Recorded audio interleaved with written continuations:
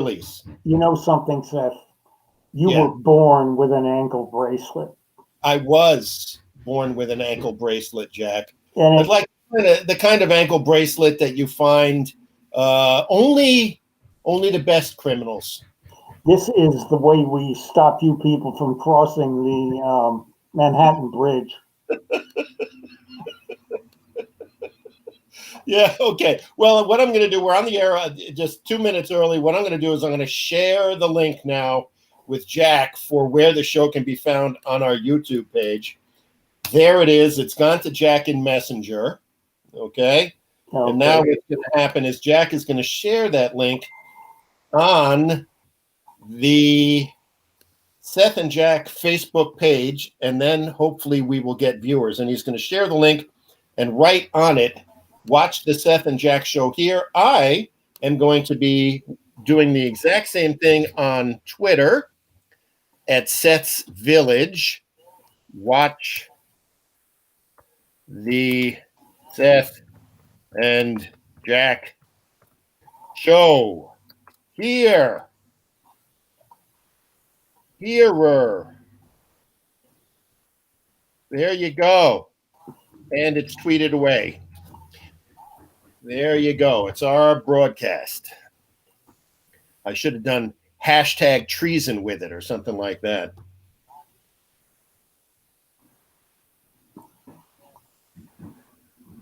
Well, we got some viewers already, Jack. People are anxious to see what the hell's going on in the world today. It's Monday. We're supposed to be getting articles of impeachment later this afternoon, Jack. I've seen them myself. Can you hear me, Jack? I can. Just hang on. I'm still posting everywhere, Seth. All right. I just figured, it was important. It was important, Jack. Oh, here we go.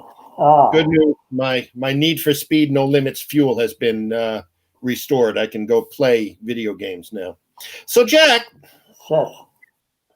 Jack, it seems that the world at large has been a little kooky recently, Jack. It has. It's been a little nuts, and I think I have an explanation. Okay. Or a series of explanations that we'll get into a little bit later.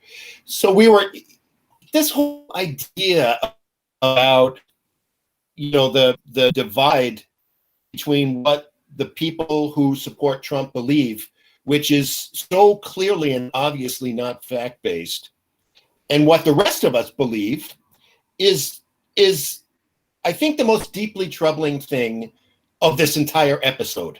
It's not just the fact that we have a commander-in-chief who is openly seditious and at war with the ideas of our democracy.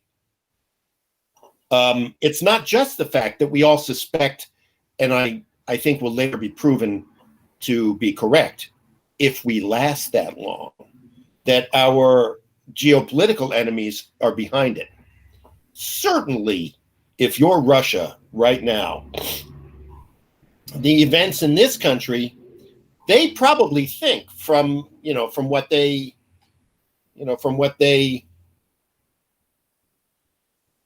I think are their main goals. They probably think that they've scored a tremendous success against us.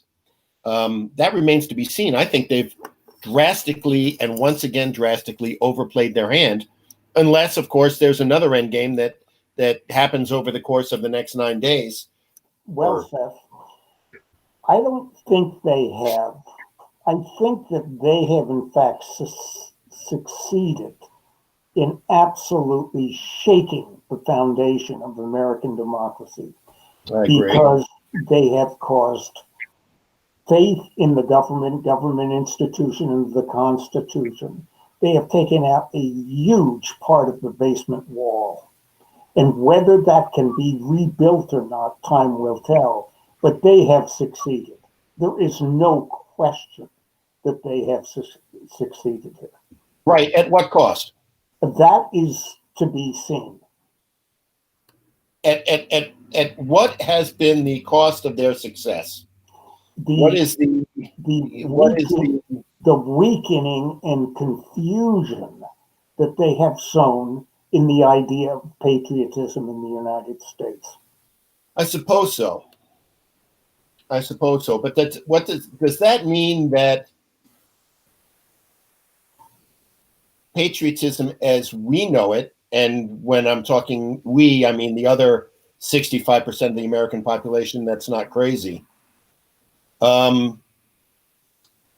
is that patriotism the same understanding of genuine American patriotism, or are we at some kind of different place right now? Well, imagine a population, Seth, where a huge part of the population believes in a patriotism that's 180 degrees from what the other people believe.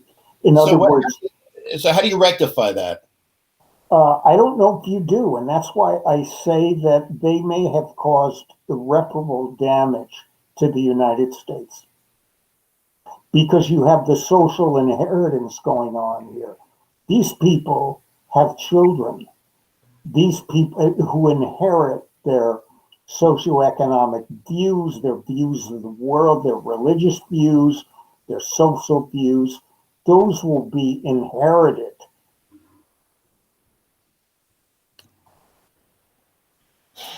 So it's really more a question of them believing in personal liberty and us believing in sacrifice for the greater good, and the rules that and the sacrifices and the rules that the rest of us are responsible to live by.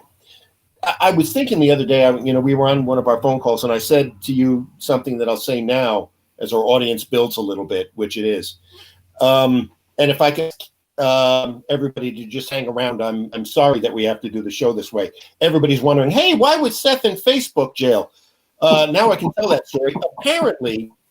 Apparently, it is bad form to suggest an alternate use for the neck scarf, which was a piano scarf, by the way. If you're wearing a piano scarf to a protest in which you're going to storm our nation's capital and cause insurrection, the very last thing in the world you should be complaining about is the fact that they tear gassed you. Okay, Elizabeth, from wherever the fuck you're from? So I suggested an alternate use for that neck scarf, kind of a mid-19th century Western justice use for that scarf. And that apparently ticked off a Trump supporter who probably reported me and got me suspended for 3 days for hate speech. You know, Seth, I had misinterpreted that. I didn't realize that she was wearing a piano keyboard scarf. So I thought you were referring to piano wire. No, although that would have been, and I missed that. I missed that whole opportunity to do, that we got rid of fascists using a different piano reference in the 40s. You know what? The Mussolini and his widow reference, that would have been so great to do in that moment. God damn it. Why didn't I think of that? That, that she should have been hanging upside down by a piano scarf, That is piano why, scarf. this is why you have me around, Seth. It's but true. What you're really leading into, and this dovetails perfectly because our beloved viewers, Seth has something incredibly deep to talk about later. And I just want to put it on. This is something he ran by me this morning, and I was absolutely gobsmacked with this idea because I felt it was so interesting and novel. But before this dovetails, Seth, better into stupid in the news. Do you want to put up my screen for me? Or you can't? Sure. No, I can, buddy. Hold on a sec. Here we go. Here's stupid in the news. I suffered too. I suffered too. That is the first of all, Melania goes through every banal idea that has ever been published from the government. And then, just like her husband, she just can't avoid talking about how much she has suffered. I mean, Yeah. is this disease is rampant in the White House, Seth? You know, this is Well, like they have no other choice, buddy. They have to go to victim. They don't have any choice. They have to go to being a victim. They're not the bullies anymore, right? We talk so much about bully victim mentality. Get ready for a victim, because bully is, if bully is off the table, if bully is insurrectionist, if bully is insurgency, if bully is treasonous, oh shit. Oh, all right, quick switch to victim. Yep. Now, let's talk about these demonstrators. We talk about white privilege. Obviously, they weren't gassed, they weren't shot. That's obvious to everybody. But Right. How about this? These people all went there, a majority of them, having so much white privilege that they thought nothing could happen to them. Yeah, as a matter of fact, it goes into the link that my partner Rob Hatch reminded of this morning, and Rob made this observation about how people who design games are freaking out about Q, and now, oh, guess what, buddy? You can comment on YouTube in real time, and I can see who it actually is. Oh, Jim Dugan says, to some extent, kids often rebel. Patrick Lawton,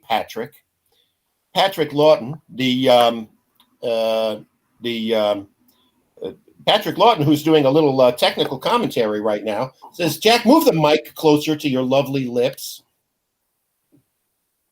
did he really? Is that any better, Seth? Yeah, thank you, by the way. Lovely lips, Patrick. You and I think dinner and a movie wouldn't be out of the question. Right. So, but didn't Patrick offer us dinner? Patrick already offered us dinner, Jack. You just froze for a sec, Seth. Yeah, I was just going to say, Patrick already offered us dinner. Oh, he did, but we'll pay for the movie, Seth. Yeah, okay, fair enough. As long as it's not in Colorado. Absolutely not. So Rob reminds me this morning of an article in which QAnon looked like, to game designers, QAnon looked like a game that was playing the players, as opposed to the players playing the game. QAnon uses a part of the brain and a symptom of gameplay, or an element, a psychological element of gameplay called apophenia, APOPHENIA. And apophenia is the tendency to perceive a connection or meaningful pattern between unrelated and random things such as objects or ideas. Now, this is the kind of thing that, I guess, when you're thinking about the human brain and the way in which information is directed towards the 75 million Trumpists that voted for him and the degree of popularity that he has, it becomes kind of apparent that this is a coordinated psyops effort, as opposed to just a media outlet and messaging for the right wing. That kind of is a terrifying realization that when you layer that tactic, which is a tactic that could very easily be employed against a population that has a series of commonalities in their psychological makeup, what we were talking about as the EQ-IQ divide in this country, right? The ECIC. And the implication of people who, we sometimes feel like saying to them, guess what? We are not responsible for your psychological dysfunction. We are not responsible for you, walking through airport gates, complaining to everybody who will listen that you're on a no-fly list and you can't believe it because the federal government wants you for treason or insurrection or sedition or whatever the fuck it is. Or the fact that Piano Scarf Lady is actually offended, Elizabeth with the piano scarf is actually offended that she was tear gassed because, of course, she was playing the game. And storming the Capitol, to me, just seems like nothing other than a big boss battle at the end of a game. The most giant monster, Let me chime in here for a second.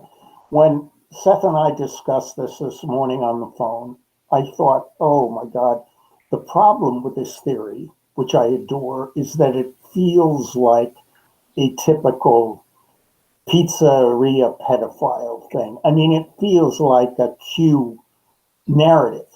And the more I thought about it and Seth explained it, the more I realized a couple of things. One of them being, why wouldn't Putin, who is a genius at espionage, and why is an absolute genius, why would he not use game addiction theory, which is, for years they've been talking about all the kids addicted to gaming, and it's ubiquitous. It's everywhere. Why not use that same addiction Pavlovian pathway to convince these mouth breathers of things that are absolutely absurd? And so, just 100% right. This is what they have done, and it's mind-boggling when you think of this. Well, just think of, look around. I mean, talk about reading the room, right? You go to a party, you're in the party, you look around and you think to yourself, I might be at the wrong party. If you're on the Capitol steps and you're looking around and you're thinking to yourself, well, who's here? What kind of people are here? Well, to be honest, the guy with the long gray beard and the long hair with this 6MWE sweatshirt that said Camp Auschwitz and then staff on the back of it. That was Ted Cruz. And the guy with the horned hat. Right. Yeah. And the guy with now that's a separate issue entirely, and that's worth talking about. But the guy with the horned hat, the horned fur hat and the Carhartts and the no shirt, he too is a loser that lives in his mom's basement. He's unemployed. He's just a loser with an exquisitely acute fashion. And all of these people, if you look around that room, they occupy a certain strata of American culture. They are those that have been disenfranchised by this techno-cultural revolution, which is exacerbating the divide between the haves and the have-nots in our culture. And I agree with Bernie Sanders on this one thing, Jack, and I hope to get some give and take on this.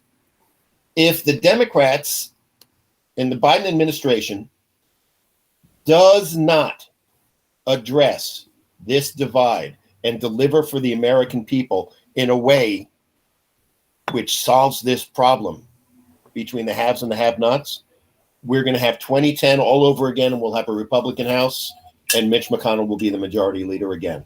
Okay, let me take over for a second here. Patrick says, so if good public education is not enough, especially in modern society with so much power in the hands of the few media cores / tech companies, how do we educate the mob? Okay, Patrick, let me address that.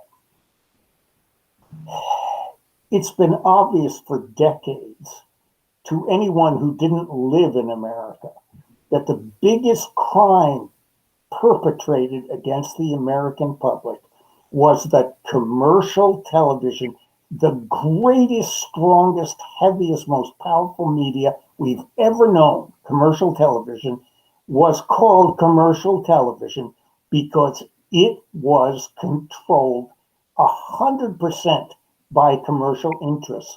In Sweden, they realized decades ago that the television had to be run by the government for exactly this reason. Because you could not let commercial interests decide what your children watched. And look what it's become in the United States. So this is the media is the message again, Seth. It's Martin Luther. Absolutely. So the fact that it's controlled and to fight that generational phenomena is going to take generations. This was the start of it, Seth. That's my and the interesting thing is I think that when you listen to, because these are not the sharpest spoons in the drawer, the people on the other side, thankfully they're not the sharpest spoons in the door, but 75 million of them just demonstrated that they don't believe in the ideas of American exceptionalism, as I said before. And of the 75 million people, still the majority support Donald Trump. It's beyond my comprehension. Okay, Jim says, I reject that they're being disenfranchised. They are just overly entitled. At this point, it doesn't matter. It doesn't matter. Exactly. It's irrelevant. I don't give a fuck about their feelings. Right.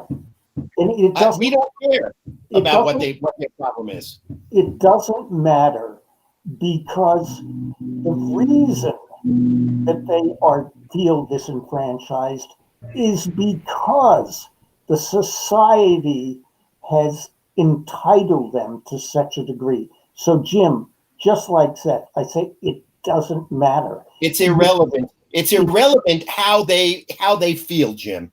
It's utterly irrelevant what their concerns are, how they feel. Hi, Martha. Yeah, Hi, Martha. Thank you very much. It is irrelevant how they feel because at this point, they've demonstrated that they are an existential threat and that they are disconnected from reality, that they are a radicalized cult and they require deprogramming.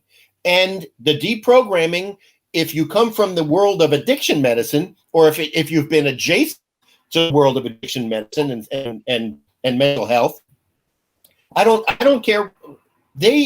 Jim says, but don't call it disenfranchised. First of all, we'll call it whatever we want. Second of all, it's their perception of their disenfranchisement, not ours. I don't give a flying fuck. But to be honest with you, Jim, if you look at the American educational system and the value that we placed on the working class in this country, this is Republicans' fault for people like Betsy DeVos and saying fuck you, saying screw you to the American public. We don't value you, working Americans. And the people that do value working Americans, or the people that were supposed to value working Americans, have absolutely failed in telling working Americans that they value working Americans. That's on the Democratic Party. So, Seth, when you look at the fact that unions have gone right, that is the death knell, of society. Now, we're in the middle of a fundamental realignment of the American political system. That's exactly. And we have to be in the middle of a realignment of the American political system. We have to be. Yes, they're having a tantrum. Yes, that is the reaction of a very low EQ human being. Guess what? We've got a population where there are people who are in tune and trying to improve themselves and eating right and understanding what their own psychology is about, and understanding that they need to be engaged in self-reflection. And then we have a population to which that work, the real work of democracy, being a better citizen yourself, that work is too much. And we've created a generation or two generations of this type of selfish, entitled, hateful behavior, which has been encouraged and further institutionalized. And all you need to do is look at the white cops inside the Capitol taking selfies with these people as the black cops try to desperately get them to not storm the Senate chamber. It is a disgrace to our country. It is, and this has been the big reveal.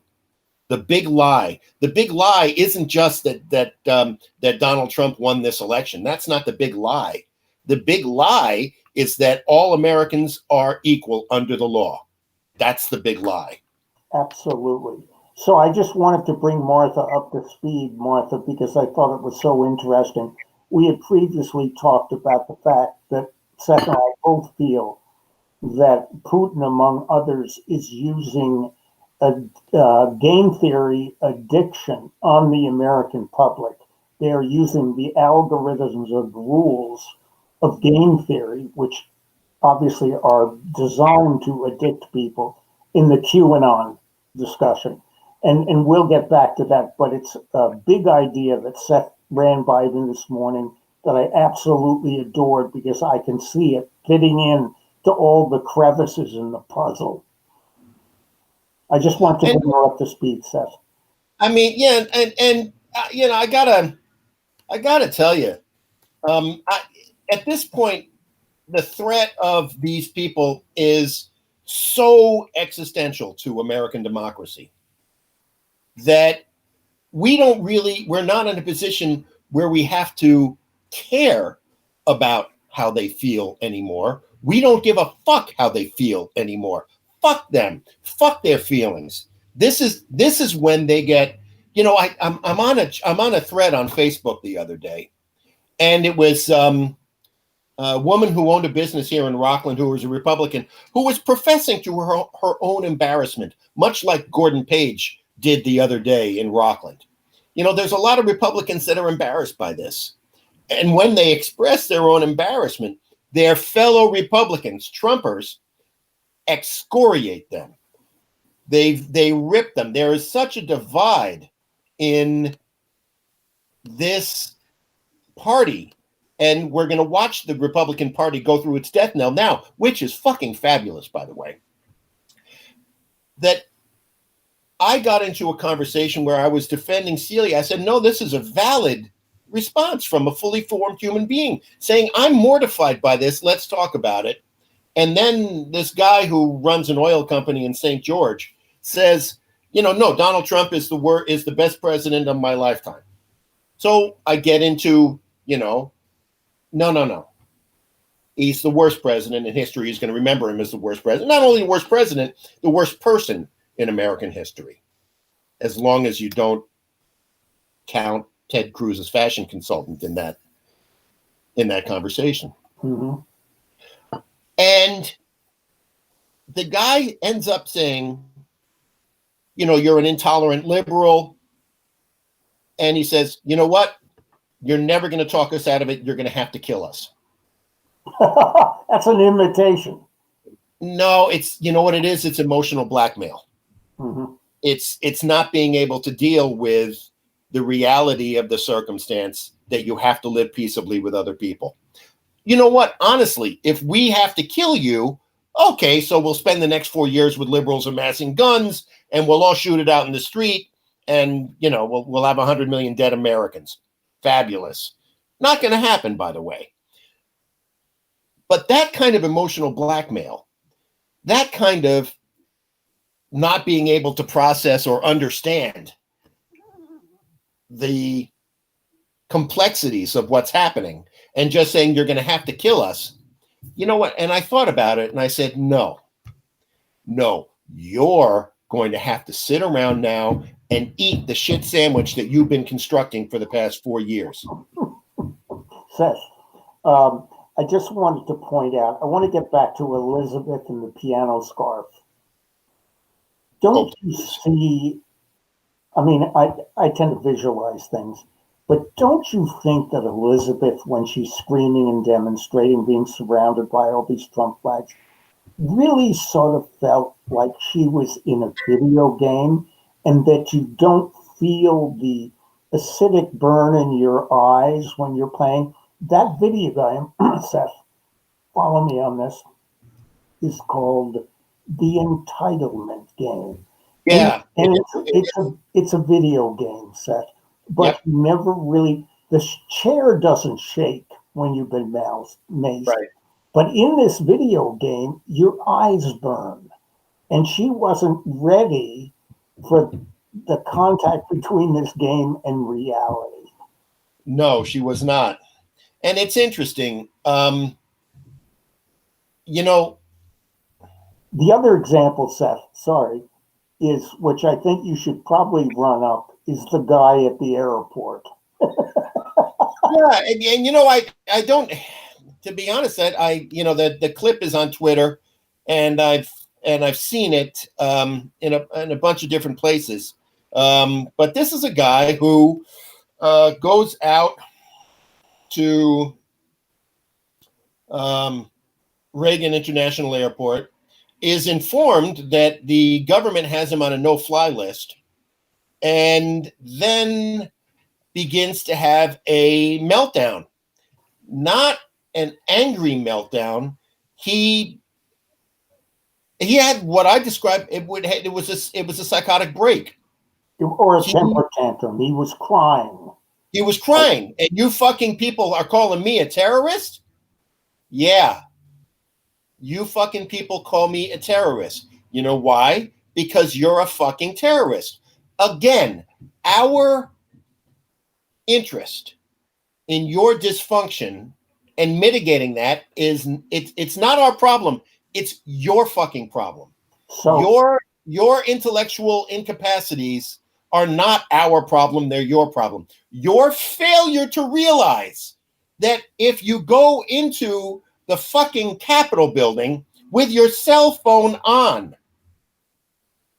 and you're taking pictures of your misdeeds in the Capitol building, if you can't process that those are federal crimes, and then you go on a no-fly list, that's your fucking problem. But Seth, not only that, this is another example of the video game called entitlement colliding with reality. They really think, I think they really feel, as most people do because of the media and social media, they can't distinguish between reality and non-reality, just like they can't in their brains. Emotionally, they can't. And so that collision, just like Elizabeth, just like a lot of these people, the guy who was busted, and I'm sorry, it's the worst decision I made in my lifetime. What does that mean? That means, you know what it means, Jack? It means the exact same thing as the people dying in the COVID wards when they say, I made a mistake. Yeah, you made a fucking mistake. You believed a lie. And whether or not you're tried for treason, sedition, or whether you're on your fucking deathbed, it's the same lie from the same fucking video game conceived in St. Petersburg in an office building, funded Vladimir Putin and the Russian oligarchs, and your main character is a white trash real estate developer from Queens. If you can't figure that out because you're that fucking stupid, that's not our problem. What our problem is enforcing the fucking laws of the United States by proxy through the people we sent to Washington, and us being good citizens. And what we're going to do as good citizens is we're never going to fucking forget this shit that you fucking idiots did. And if you think we're not going to take it out on you, got another thing coming. And whatever that looks like, I don't give a fuck what it looks like. It can look like anything. It can look like not patronizing businesses that you know are Trumpists. Okay, Seth, this dovetails into what you were saying before, which is this, folks, has got to be fought on a local level. Think local.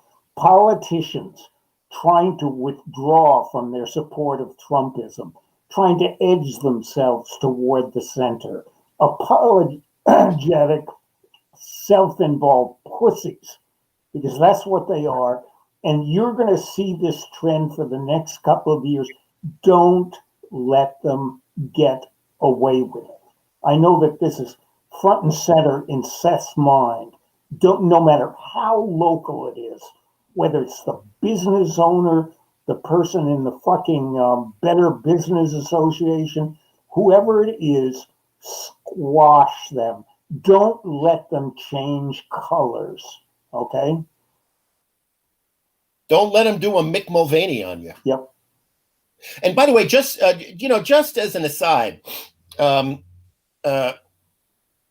the overall temperature on this fever is about ready to start going down. I'm seeing that people over at Cumulus Media, the home of the scumbag right, aside from the deactivation of Parler on the App Store, on Google, on Amazon, Parler is now a thing of the past, by the way.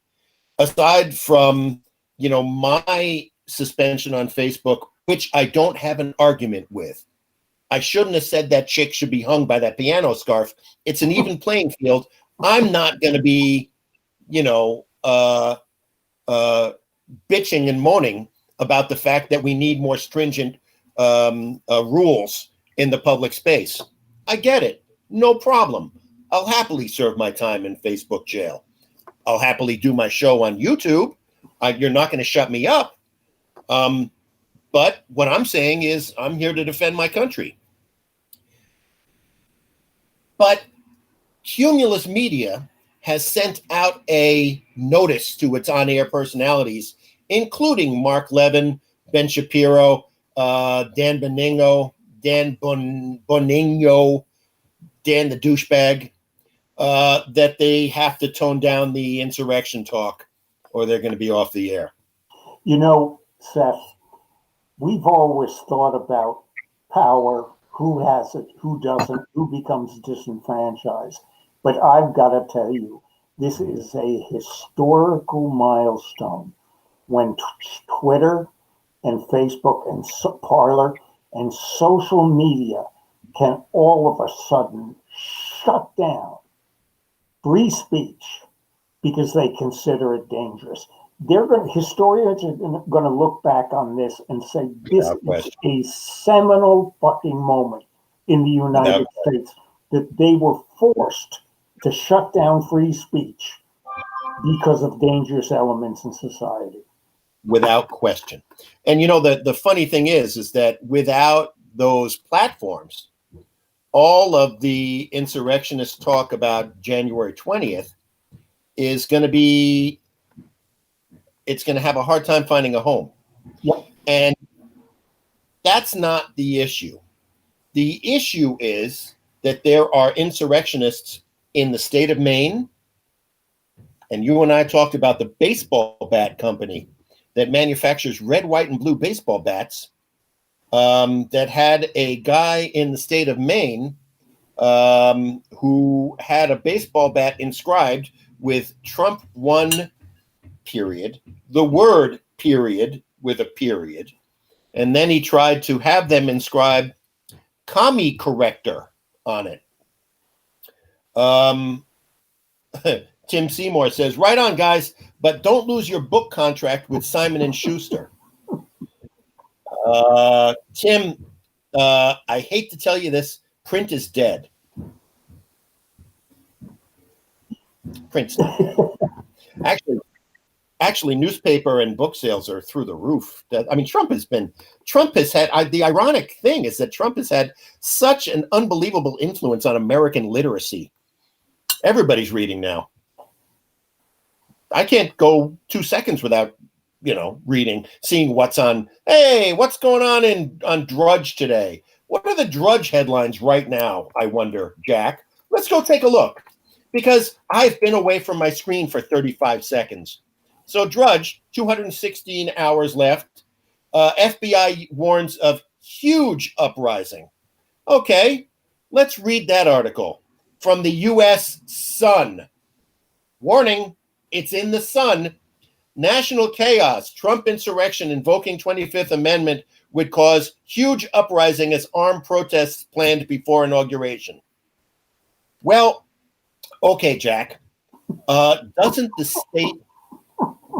state have the ability to defend itself against huge uprisings, assuming that the people in our security services, the FBI, the Pentagon, who continually refused to send troops to the White House because the person at the Pentagon, when the Capitol Police Chief asked for reinforcements, the person at the Pentagon said, we don't like the optics of U.S. troops on the Capitol steps. That's exactly the reason they didn't attack. But Seth, if you look at my screen, battle ready Antifa protesters dressed head to toe in black and armed with shields, oh dear, march on Manhattan to demand Trump and Pence leave the White House now. Let me comment on that.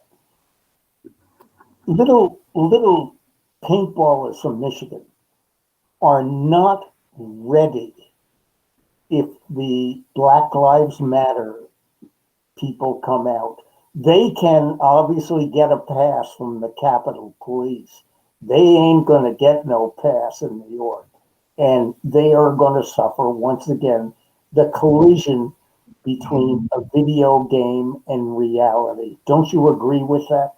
I do. And, the gun laws of the municipalities in these various places, if I wear a gun to a protest here in Rockland, I can do so with that gun displayed on my hip, as could you.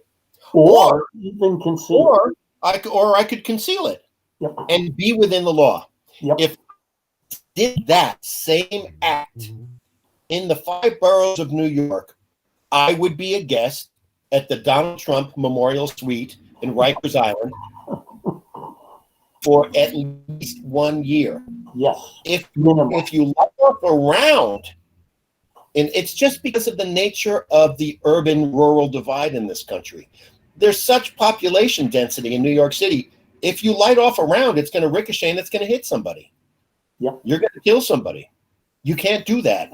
There's no place to safely fire a gun in New York City. And you remember what happened last time, Seth? They get knifed. Duh. Yeah. So you brought a knife to a gunfight. And if these people think that they're going to get a pass in New York, watch the fuck out. Collision of video game with reality. Yep. It's a little nuts. It's just a little bit nuts, and you got to wonder. What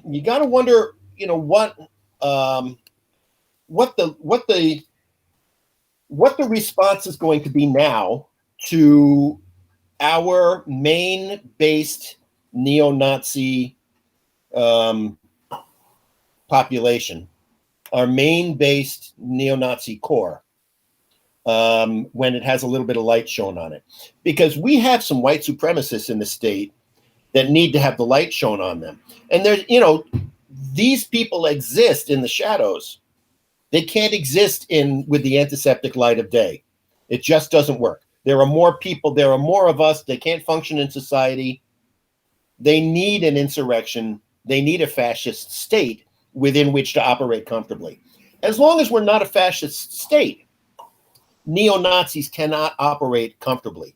And when you call them out, when you have a triggering event like this, and you can label them treasonous, which is what they are, that changes the conversation from permissibility to identifying them as an existential threat. And that changes their behavior because A, they are primarily emotional cowards. We've seen this guy who responded to me, oh, you're going to have to kill all of us. No, we're not going to have to kill all of us. What we're going to do is we're going to sit around on Facebook, YouTube, Twitter, and watch you stomp yourself into a pile of dust like Rumpelstiltskin while eating the shit sandwich that you've been constructing for the past 4 years. That's what we're going to do. And as an example, Seth, the fact there was no counter protest in Washington, that's exactly what you're describing. As Bonaparte said, when the enemy is destroying himself, don't get in the way. Don't get in the way. It's the Joseph Biden school of politics in this campaign. Joseph Biden ran the laziest possible political campaign in the history of political campaigns, and it was fabulous. It was fabulous. Oh no, I can't go to a rally. I'm going to miss my noontime nap and cream of wheat. I know how he feels. It's an age thing, Seth. I know, dude. Who the fuck told this Who the fuck told this guy to run for office? It's going to be an issue. His age and deterioration is not synonymous with the political energy that we need to fix this country. Kamala's is a former prosecutor, a woman of color. Mm-hmm. That energy is fabulous. But old white guy energy? So, that's not the energy. We need a new energy. Mm-hmm. We need a new energy. Yeah. And I think Kamala has that energy. Wait until you start seeing these shrill responses. Guess what? No more. You lost your opportunity to engage politically with us. So, Seth, I want to ask you a question. And I want to ask you a question. Yeah, but okay, that doesn't have to do with old white guys, okay? This question has to do with what's going to happen, okay, when these mouth breathers start getting jail terms. Start getting jail tats? Jail terms. Oh, I don't know. I was thinking the jail tats would be more interesting, but the jail terms, yes, they got to get some. They gotta raise the game of the jail tattoo artist. It's got to rise to the Russian level. But what's going to happen when some of these people, and once again, let's not go after the hardcore Trumpers because they're not the problem. The problem is the toadies, their toadies, their followers. That's the problem. Okay, Patrick, is that Patrick saying we're you disagree? Patrick, you disagree. If you saw me put my knee down in a corner, you'd understand that is true. Yeah. So, Seth, I pose that to you. What can trigger the morons and the toadies? I'm very interested in the toadies because the toadies are the ones that make this possible. Okay. Yeah. Let's talk about the difference between, it's really a question of authority and validation. If you're thinking about it, Ready Player One, ding, you get more coins, you get more validation coins, you get more dopamine, the cortisol is wearing off, you get more dopamine, that from people like Ted Cruz and Josh Hawley. Josh Hawley, through, his political mentor, Danforth, said, promoting this kid is the worst political idea I've ever had in my life. The worst idea I've ever had in my life. Hawley is a piece of work, and I think personally he has sabotaged his whole career. Or has he empowered it? I guess that remains to be seen. But somebody on Twitter, his Wikipedia page, if you just wiki Josh Hawley right now, the face, the look on his face, the picture that he chose is one of contempt. It is one of contempt. And that's a very interesting observation, that this human being is contemptuous of so much that's going on around him. So is Ted Cruz. So is Ted Cruz. You can that's right. It. And I think Ted Cruz is going to squash him because as far as Cruz is concerned, he is the only competition at the moment of inheriting the Trump mantle. Yeah. Yeah. And it just takes 14 more Senate Republican votes to kick these people out of the Senate. Do you think that there are 14 moderate Republicans in the Senate out of the 50 that are there, right? Out of the 50 that are there, do you think 50 that states, Seth, 50 what's states that are represented. What's that? 50, oh, you're talking about just on the Democratic side. No, on the Republican side, there's 14 votes that need to be the Right. Democrats would need in order to censure and expel Cruz and Hawley. So I don't know if those votes exist. I don't think they do, because these people are Pavlovian rats at the moment. They have hit that bar for 4 years for food. There's no way they're going to be retrained, that many of them. No, but to what degree they've neutered themselves politically remains to be seen, doesn't it? Well, keep in mind, look at the states they represent. And by the way, Meg came on and mentioned real Nazis in the shower, that would be a problem for these folks in prison. And I know, but they're celebrities now, right? Right, but doesn't that make them even more attractive in prison? Here, Bubba, he's the guy who raped Donald Trump at the Brooklyn House of Detention. That's kudos, Yeah, they don't really have much to hang their hat on, so to speak. I still love the idea, Seth. At the light of the end of the tunnel for Trump is the prison guard at Rikers Island looking for contraband up his ass with a flashlight. I just love that imagery. I'm sorry, but that stuck with me.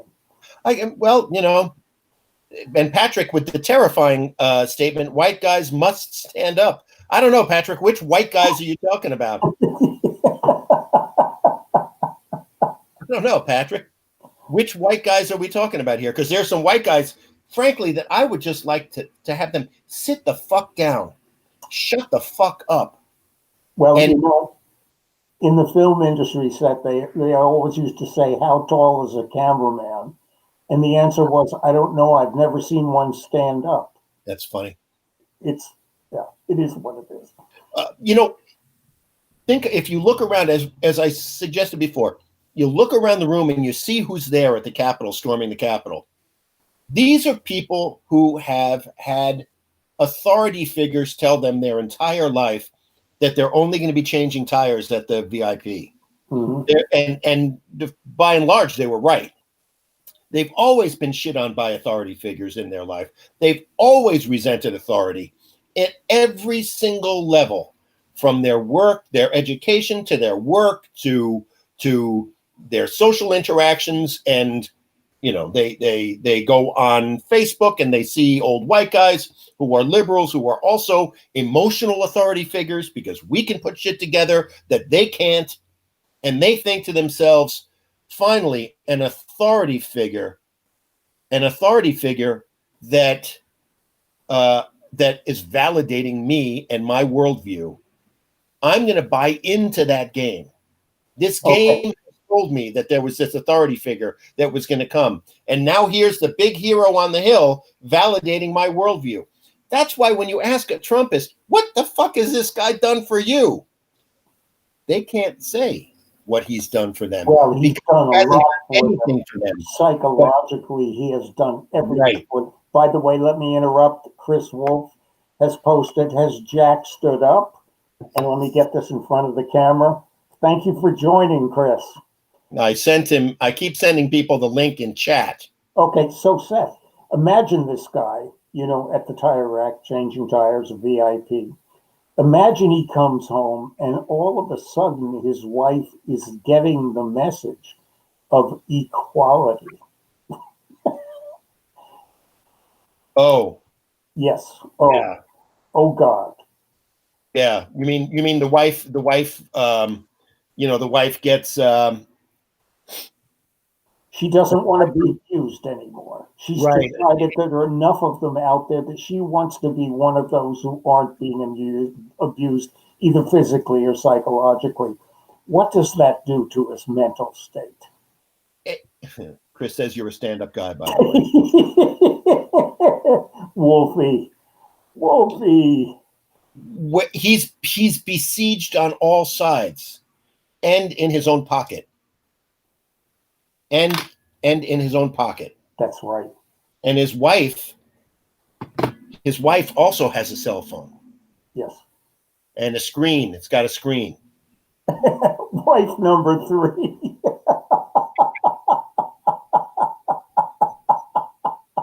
That's very funny. Yeah, these are people that are not curing their own dysfunction, and now they're expressing their own dysfunction in the public forum. And if January 20th comes around, and that is another day of insurrection, and what I understand is there are demonstrations at every state capital around the country. And what I would suggest is a heavily armed and unapologetic defense of our nation against these traitors. That means that the state is responsible for defending itself and the people that the state represents. It is no longer theoretical. Liberals' ideas about taking people's guns have turned into liberals' ideas about getting their own fucking guns. This is why we have a Second Amendment. Because the founders wanted us to be able to defend ourselves. Yes. Now, there's a reason in the last 6 months that it's almost impossible to get the weapon you want or the ammunition for it. And that ain't the right wing. I'm not worried. No, me either. Go into it, Jack. What do you think where's that coming from? Do you know that when Hitler was in jail after the Putsch in 23, he got a 5-year sentence. He was let out after 1 year. Let us use that as a moment to consider Trump's sentence. I am afraid that there are people in this country who will recognize the threat that their neighbors represent. And I am afraid that there will be genuine victimization that these people will be able to claim. I cannot, for the life of me, see a peaceful resolution to this as long as these people continue to believe what they believe. And I don't think people on the left are going to leave them alone, or common decent citizens are going to leave them alone. It is, people who understand the real threat. We're kind of on the vanguard of this. We're getting this ahead of other people. People are going to start understanding the existential threat that fascism in America and the Trumpist right wing represents. And they're going to agree. You can do harm reduction to cure it. You can go cold turkey to cure it, or you can go hot lead to cure it. But it needs to be cured. So if we are going to succeed going forward as a nation, it needs to be cured. It's an existential threat. Okay. Let me address that. And I agree with you 100%. But because of my feelings on morality and action and upbringing and nature nurture, I cannot hold, as much as I despise them, I cannot hold these people morally responsible for what they do. Why? Because they have been programmed by everything we've talked about for the last couple of weeks. But it's an opt-in program. operant conditioning. They are a result of that, like we all are. Okay? That being said, Seth, I can hold them socially responsible for their actions and for exactly the same reasons you do, which is that we have to protect the democracy. And unfortunately, because those are the people who have chosen to bear arms, those are the people who are dressed up, the Gravy SEALs dressed up in double X size camo jackets. These are the people who have chosen the battlefield, unfortunately, for them. They have chosen the battlefield, we haven't. Okay? And Yeah. because they have chosen the battlefield, we can only come to the battlefield armed just like they are. Yes, without question. But it's not a moral decision, Seth. It's a social decision. Yeah, A correct. collective. Once again, it's a collective decision. Do you fight to defend the collective? Well, I guess the question now becomes, where do you fight to defend the collective? My suggestion is our marching orders are to do what Anne Applebaum urges us to do and do it again. Just like when, Valley was running against this guy who was a Trumpist, from away, who wanted to spend $90,000 for a Maine House seat when she only had like a couple of $1,000 war chest. It is incumbent upon citizens to, if you have skills as a political operator, attack Trumpist politicians at every single level of state government. That means following Andy O'Brien on Twitter, right? That means, well, Adam says, why not handle them like we would handle terrorists? And I think it's come, my argument, Adam, would be to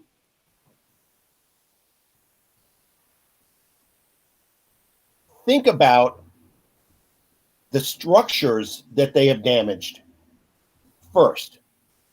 We have to repair those internal structures. Primary. We have the numbers, and the only way they can win elections and gain power is by disenfranchising voters they don't like. So at every single level, empowering Democratic candidates and Democratic business people in your community, and or people, you don't even have to call them Democrats, call them people who defend your rights as a citizen, and actively going after now as citizens in an organized way and exposing the Trumpists in our own state government. For instance, Paul LePage is thinking about running for governor again. No. Start organizing, start funding, pressuring Janet Mills to take up my slogan for her for 2024. Janet Mills, 2024. If Paul LePage were your governor right now, you could be dead. And it's not even because of COVID anymore. Now it's COVID and fucking neo-Nazis. Okay, Seth, let me try to zoom out to an oblique wide shot here. What has happened here? Well, in fact, the usual processes for democracy have broken down. We all know that. Case in point, the Capitol. The cops not getting tough on this mob. Okay, it's broken down. So the more this breaks down, the reason it's broken down is because the usual elections, politics, blah, blah, blah, blah, blah, has not worked for the right. So what do? They decide to change the playing field. It is armed camo, insurrection, mouth breathing morons. Okay? This is how they changed the playing field because they were severely beaten in the classic electoral process. So here they are. changing the playing field. And so, can we defeat them by playing in the old playing field, which is what you're talking about? I agree with you, Seth. Okay. But keep in mind, you're still playing ball on the old field. They've moved it to a new field. Or have they? Because if you're moving it to a new field and you claim that that's a more effective battleground for you, if you're giving them credit for a Sun Tzu maneuver when they haven't read the book. Still, you can give them credit. They say we reject the whole of the classic electoral process, the whole idea, all the ideas behind democracy, and our new playing field is guns and camo. Yeah. So what do you do? Do you fight them? I agree that if you fight them on the old playing field, you're going to win. But the thing is, they're not playing on that field anymore. It doesn't matter where but they're losing on that field, and that is the field of consequence. It means that we're still a nation of laws. It means that they will get more and more frustrated, more and more rabid in undermining all the things that we depend on in a democracy. Okay? How? If they don't have the levers of power, how can they? There is no armed insurrection that will succeed. Let's just get it out on the table now. That's true, Seth. But that's the whole point. They don't have the levers of power. That's why they're doing this. Right. And they're not going to get the levers of power. No, they're outnumbered. And you don't think they will keep playing on this new field? It's like a paintball field. This new field they've constructed, they will keep playing on this field because they're going to lose more and more levels of power, except, and this is why when Twitter and Parler close them down and Facebook, it makes them so fucking crazy. Because I'm sorry, I don't, once again, I don't care how crazy they get. I don't care if they come to the state capitol with guns. Yeah, I agree. I know about the state functioning properly and the state defending itself from armed insurrection. But that's what I'm talking about. Is the state, this is my whole point, Seth, given all these demonstrations that are planned, is the state going to defend itself, or does the representation in the defense so skew towards sympathy and empathy for these people that it will be left up to the mainstream to defend itself? No. I wouldn't look at the Capitol, Seth. And I can't imagine. You get one chance, Jack. You don't get multiple chances. You get one chance to storm the Capitol with guns, not multiple chances. You get one chance to be embarrassed professionally, not multiple chances. I'm not sure about that. Well, we will see, won't we? And we'll be doing shows. That's why. And the question is, how much? What happens to the energy that is this failed coup attempt? I'm just like you. I am so curious how these state capitol demonstrations are going to go, because it is going to give us a very prophetic view of what the future of the next couple of years are going to be. If we can depend upon the states to defend us. I think we can depend on the states to defend us. I think the states are now in a position where, the head of the insurrection is in such chaos and disarray right now that he can't organize jack shit, and he's trying to figure out how to stay out of jail.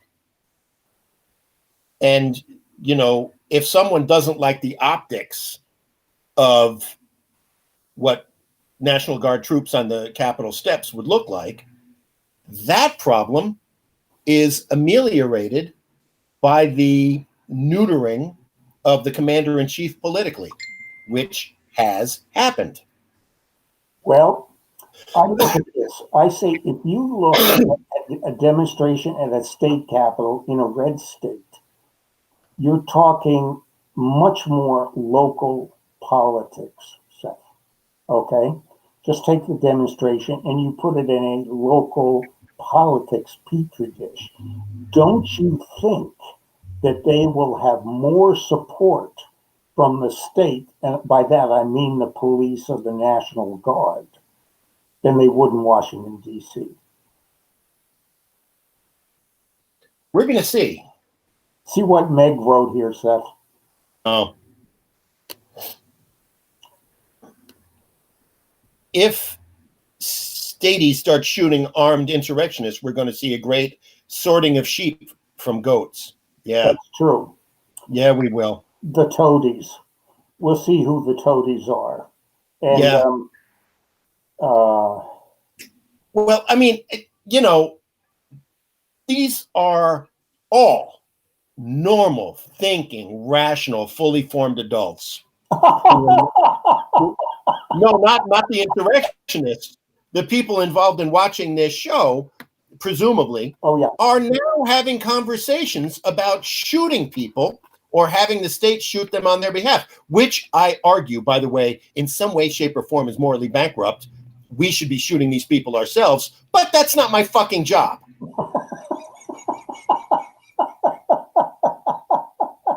I'm not asking someone to defend me. I would more than happily defend myself. I would gleefully defend myself. I've got a lot of anger that I have to resolve. I think we both do, Seth. It's one of the things. That's not my job yet. Yeah, it's one of the things we have in common. And there's 65% of the American population has this same idea. Yeah. You know, we haven't heard from them yet. Yes. They're still cooped up in home with COVID. Yes. They can't take to the streets. The backlash against these mouth breathers is going to be profound. It is going to be lasting. It is going to be devastating. It is going to destroy the Republican Party. Seth, did you see the video or still of when they were cooped up, the senators in the basement against the threats of the riot? That the Democrats trying to convince Republicans to wear masks and the Republicans not doing it. It's astonishing to me. The level of ignorance of these people it just boggles my mind. I mean, the whole Trump and you know, I have a fear that Trump is going to issue a mass pardon against the protesters on his way out the door. How can he do that if they've not been indicted or identified? Yes, but not indicted. Don't you have to be indicted and not just convicted, but indicted for a crime? I think what they're going to do is they're going to save the indictments till he's gone, just for that reason. Just like Robert Mueller did with his sealed indictments. Interesting. Because that's what I would do. You don't know what's in a little cabinet in the Southern District of New York that is co-located in Robert Mueller's private files. And the other thing, they have violated District of Columbia law. So once again, Seth, we have Georgia, we have the District of Columbia, and we have the state of New York that he can't touch. So one way or the other, I love the idea that these guys with good jobs and families and they go to Washington and they think this is all just fun and games and put my picture on the news, I'm a hero. And all of a sudden, these guys from who the fuck knows where are looking at jail time in federal prison. And the only difference between those mouth breathers and the ones next to you and all of us is a fucking bus ticket. That's right. Now, let me say something else in this. I have seen teenagers fuck up in this town, okay? And gotten busted and gotten whatever they got, okay? In the city. And it makes me realize something. If you're a kid, a little kid, and you fuck up, and I've known a million of them, including friends of mine, and you get caught and reprimanded, you learn a lesson. If you haven't learned that lesson, the next lesson you learn is going to be much tougher because you'll be an adolescent or you'll be 18. The next lesson you learn, which everybody learns, is in the army. If you fuck up, it is ugly, okay? It is. And Yes. then if you get to adulthood without learning that lesson, it's even worse. And this is what these people haven't learned.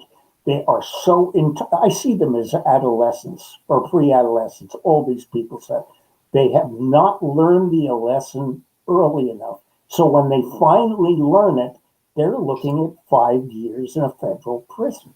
And they have so little emotionally invested on what they perceive as their own success in life. Yep. Because they've been their perception is they're victims and they've been disenfranchised, that they think they've got nothing else to lose.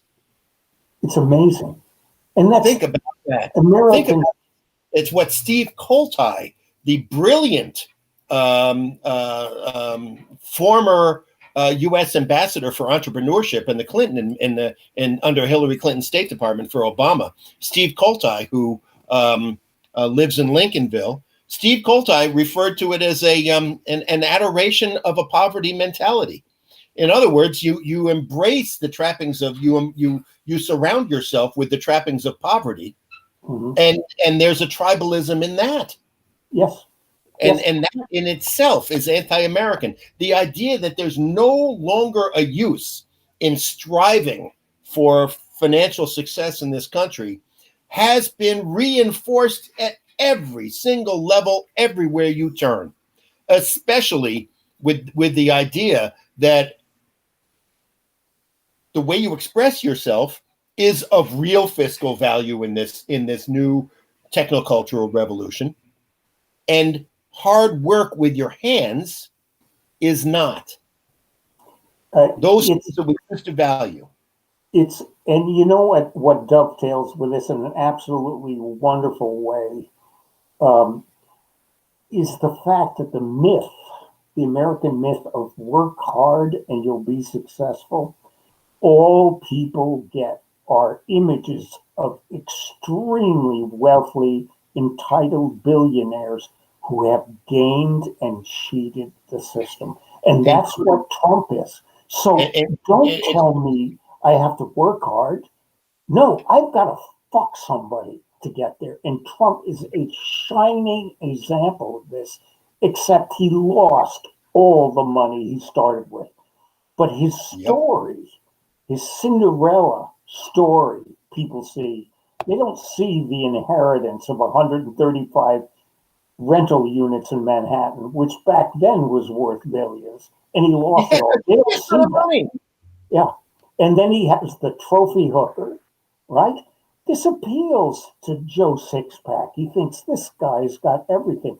He doesn't have shit, you morons. It's the most unhappy human being on the face of the planet. And then and the idea that they buy into the fact that he adores them is astonishing to me. It is. Did you see what he called them in the White House? He said, this group of white trash, whatever, thugs are making me look bad. That's the way he sees it, and they still can't digest it. By the way, I'm sharing the link to the show with Pete in the hope that he comes on. Big Pete? Big Pete. Oh, that would be fascinating. Do you want to run the maybe you don't the Trey Crowder video? Yeah, I do, and I also want to run the video of the guy who I posted yesterday. Yes, that's also wonderful. But Trey is always, to me, he's got the charm. He's got the act down. He's, to me, I mean, the other guy's more real. He's really speaking from the heart, which I love. These Yeah. are, for our audience, these are videos of two Southern rednecks who are extremely liberal, but what they have in common is they hate the right-wing bullshit. Yeah, let me play a couple. The first one is called "Hey Champ." Okay, so we're going to hear the audio from "Hey Champ" as a reminder of the stupidity of the people that stormed the gates. Okay, here's "Hey Champ." Hold on a sec. Hey champ, did you commit treason on Wednesday and you're pretty sure none of the cameras caught your face and you didn't post to social media like the other idiots? Well, I've got bad news for you. As a network administrator, I'm going to tell you about a couple technologies that probably tracked your presence. First of all, the Capitol building has a lot of area underground and they need reliable cell service. So they have built out a cellular network in there that they then rebroadcast or connect to the providers. All of that is logged. So if you were anywhere in that building and you had your cell phone with you, that is one way. In addition to that, the wireless networks probably have Bluetooth beaconing turned on and Wi-Fi triangulation. And just by being in the vicinity, you don't even have to try to connect. They know where you were and when you were there, and they tracked you through the building. As the government, they can actually cross-reference that with cell providers and figure out exactly who you are. So they may not have come for you yet, and they may not come for you for days or months, but once they get through those logs, they're coming for you. Well, that's bad news. That's real bad news. But I hope you're the other bad news, or maybe the worst news for the people that, think that their neighbors are not infuriated with them, can be expressed by this guy. And Leslie Jones, who's a wonderful comedian from Saturday Night Live, who I follow, posted this guy, and I'm sorry you can't see him, but he's a white guy with a red, white, and blue baseball cap, and this is 2 minutes and 13 seconds of fuck you. So hold on. I hope you're fucking happy and sad, you fucking little piss pants pieces of shit. Ooh, we're gonna storm the Capitol. Let's storm the Capitol. We're patriots. You're a fucking coward. Patriots. Jesus Christ. Fucking idiots that I played high school football with, wearing a goddamn American flag bandana, talking about we gotta get up there and storm. We gotta take our country back. From what? From fucking what? What are you so goddamn upset about? What has anyone ever done to you? You fucking child piece of shit. Don't you ever fucking call me one again. Don't you ever say, Corey, you fucking snowflake. You're a liberal. That means that y'all look. What? Want some people to not be sick every now and then? Is this the thing that you can't fucking stand? So you've got to get in your goddamn fucking piece of shit Ford F-150 you got from your dad, drive it to D.C. and pitch a fucking fit? Is that what it is? Is it healthcare? Is it still with the fucking guns? Is that what is it? You said Obama was taking them 8 fucking years ago. You said that. Nothing. What is it that this country hasn't fucking given you? You literally got escorted out of the Capitol building, aside from the ones that they had to fucking shoot. Is that what it takes? Did you just want to be a fucking martyr? God, you're so fucking pathetic. Do you not ever just sit there and think, my kids are going to see this. My grandkids are going to see this. They're going to put it in the textbook, and you're going to look like the dumbest motherfucker in the world. Nobody will give a shit about Watergate. Nobody. That is fucking... Dude, I mean, nobody's going to give a shit about Watergate, Jack. Yeah.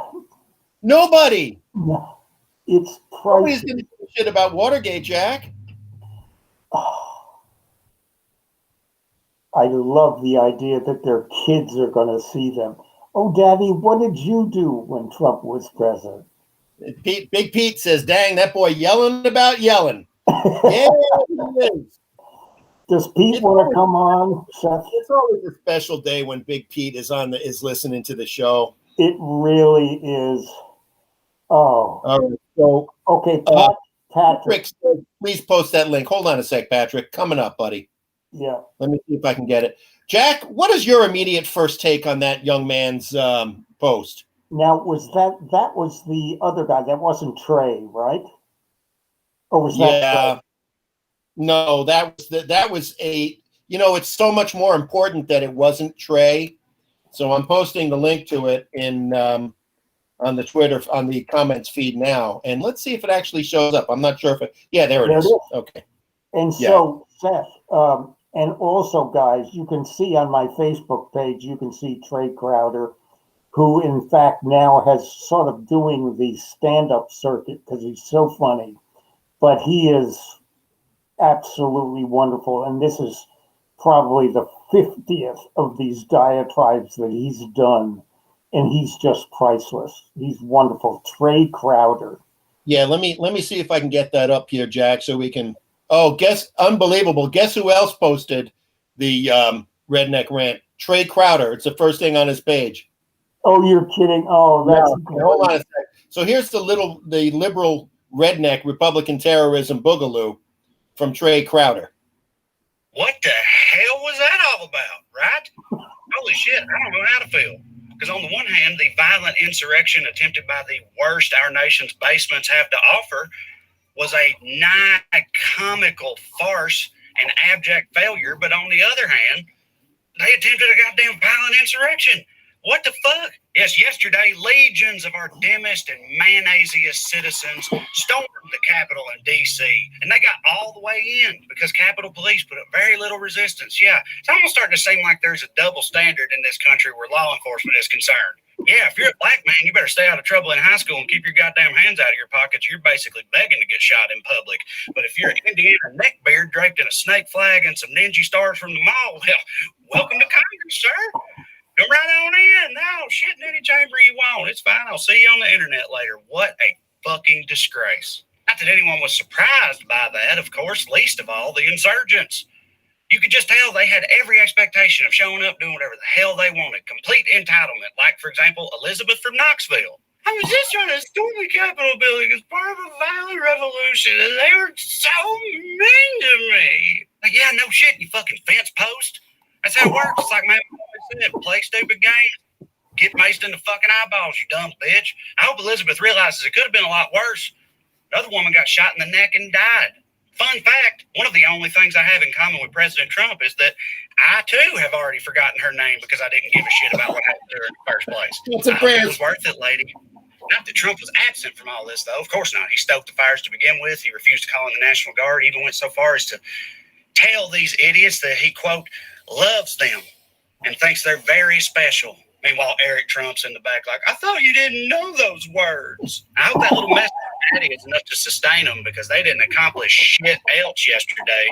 You know, that's the one constant source of reassurance we have. Their dogged devotion to being completely, utterly incompetent. They were in the goddamn Capitol building for 3 hours, and all they got to show for it is a body count on their side and some proof of felony selfies. It was the classic dog catches car moment. They had no fucking clue what to do with it when they did. They're just like, I don't know. I didn't expect to get this far. Did you expect to get this far? I don't know. Show that old paint in your dick or something. I don't know. They have no plan. They have no organization. They don't even know what the fuck they want. But don't get me wrong. They should be held accountable. Of course, them and every spineless Republican politician who helped to initiate this edition of Treason for Dummies yesterday. Some of them have changed their stance on it after the assault happened. It's funny how Republicans can do a complete 180 on the issue whenever it affects them personally for the very first time. Wish we could, like, shoot them with a gay minority poverty ray or something and make them be less shitty about all the other things in the world, but whatever. I guess I'll take it. I'll take it because it's all we're going to get right now, and we know it. All right, but Trump, Cruz, Hawley, and all the sentient goatees who participated yesterday should be held accountable, but I'll believe that shit when I see it. Either way, those of us still on the side of sanity need to do two things. Number one, make it through a couple more weeks. Number two, start treating these Trumpers like the terrorists they are. Never forget the bullshit they pulled and do everything in our power to ensure they can't win. A fucking men, brother. A fucking men. So what does that look like? What does political activism look like in 2021? It looks like this. It looks like getting together with your community, getting some ideas together, identifying the enemies that live next to us, and fucking and drawing a line. And drawing a line. Actually, right now on Twitter, hashtag what is the line is trending. What's the line? What's our level of tolerance for living next to people who don't believe in the ideas that we believe in? We can't have two separate countries in this country. It's not Israel and Palestine. And, on the one side are Zionists, and on the other side are people who want to kill Zionists. We can't have that. You know what my big takeaway was from Trey, which I just love. Okay? Yeah. You ready? Felony selfie. Fucking felony selfies. That is priceless. Well, I tell you what, Jack, we are just breaching 90 minutes. And what I'm going to do is say we're going to do the show the same way. If we do a show tomorrow, we have to do it the same way as today. I doubt we will. We'll be back definitely on Wednesday. Unless, of course, there's more mushigas that demands maybe it's nighttime out or something. As we leave, Democrats introduce impeachment article accusing Trump of incitement to insurrection, and the vote will be tomorrow. Yeah. Okay, and they still demand that Pence vote the 25th. So that's something that we could maybe want to talk about. But yeah, I agree. I don't think we're not in the position where where taking a day off is something we can do. Thank you, Patrick. Yeah, thanks. Thank you, Patrick. But I don't think we're in a position where taking a day off is something we can do in any in good conscience. So I'll still be in FB jail. It's cool. I mean, I feel kind of like Johnny Cash. You know something, Seth? I think we could organize Patrick and some of our friends here to maybe try to break you out. If we send enough complaints to Facebook and our beloved leader and freedom of speech, and maybe we could break you out. Maybe those are the two countries that we can live in, Jack. We can live in the fascistic states of America, and we'll do like Mississippi, Alabama, and North Louisiana, Kansas, Iowa. I don't know. North Louisiana can't. Maybe what's above Louisiana? I have no fucking idea. Arkansas? Yeah. I don't know. Just like those states down there. And then the other states could be some kind of Silverton Jung Eel, Seth, our loyal, or thank you for that idea, by the way. Thank you. Let's just say right off the bat, I'm not sure that AJ is in any kind of condition to take over from me when I die. It would be very, very difficult to replace you, Seth. Which does not mean that it can't be accomplished. It would just be a pain in the ass. Yeah, I mean, start eating fatty foods and I'll show you my don't. Please my don't. my porn playlist later. Okay. You have to really become me, Jack, if you're going to take over from me. That's going to be a little bit difficult because I don't look like Ted Cruz. Martha changed her profile picture. Okay. No, Pete, I don't have to squat and cough in Facebook jail. They don't make it that much fun. Somebody has been there. Pete for a while worked as a prison guard in Maine. You don't fuck with Pete. That's my advice to everybody. Don't fuck with Pete. That's my first bit of advice to anybody watching this show. Don't fuck with Pete. Pete, by the way, I'm coming over later. I need to talk to you about a guy and a thing. No, not that guy. The other guy and the other thing. Not that thing, right? Not that thing. No, the thing with the guy from that place. Okay. Got it. Okay, guys, thank you so much for being here. Martha says what just on YouTube. We are going to go just on YouTube. I think that's probably we have to migrate over to that, and we'll migrate platforms as well. Maybe, I don't know. Ecamm was giving us more problems this morning, but we did hear from Jim Dugan. Nobody gives a fuck to hear what we talk about our technology and on the show, so we don't really care about that. All right. We will at least post it in the Facebook group. I will post it on Twitter. If you want to follow me, it's at Seth's Village on Twitter, and I post there as well. If you're not on Twitter, get on Twitter. They need the help. Their stock price went down because Trump's not on You Twitter. know something, Seth? I bet we could invite Trey Crowder on the show. Do you want to send him an invite on his page? Sure. Maybe we should ask the people to tell their friends about the show so we can have more than 13 people watching when he comes on. This is for you and I, Seth, only. Can you imagine meeting him? How It's a small, yeah, wonderful that would be. What an addition to the show. Trey Crowder? Oh, Fabulous. it is. And then we'll get Rachel because Trey is on. You know, Right. you have to Why play not? that Hollywood game. We got Meryl, we got Bobby De Niro, and all we need is you. Okay.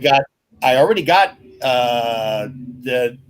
the proprietor of the Manhattan Billionaire Boys Club. What the fuck else do I need? Well, we got to start working it. He's got to. Dude, can you imagine the kind of crash pad that Patrick could hook us up with? Yeah, many of them, in fact. What am I thinking? I've got an apartment that I have access to in Brooklyn Heights, a block away from the promenade, and I thought that was living high off the hog.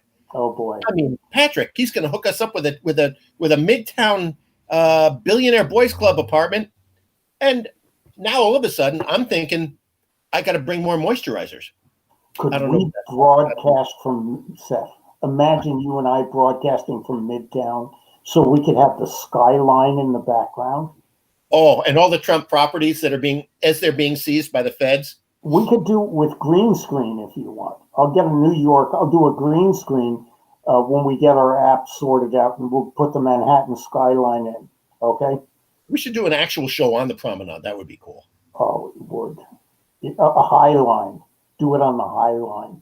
Yeah. Martha, we did promise you a profile and a show about your artwork. We will.